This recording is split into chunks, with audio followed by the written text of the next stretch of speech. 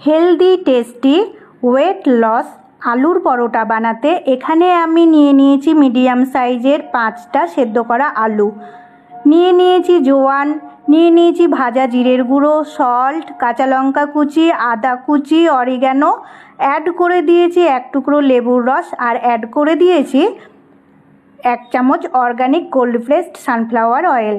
এবার হাতের সাহায্যে সব উপকরণকে ভালোভাবে মেখে নিয়ে তাতে অ্যাড করে দিলাম 1 বাটি হোল হুইট আটা, গমের আটা। হাতের সাহায্যে ভালোভাবে আটাকে আলুর সাথে মেখে একটা বড় ডো বানিয়ে নিলাম, আর সেখান থেকে 5টা বল তৈরি করে নিলাম ক্রিকেট বলের সাইজের মতো করে।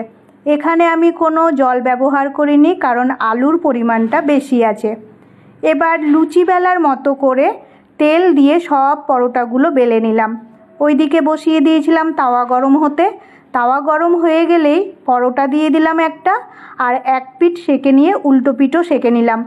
পরে আমি অয়েল ব্রাশের সাহায্যে অয়েল ব্রাশ করে দিলাম পরোটার 2 দিকে, আর খুব ভালোভাবে সেঁকে নিলাম। ব্যাস তৈরি হয়ে গেল হেলদি টেস্টি আলুর পরোটা।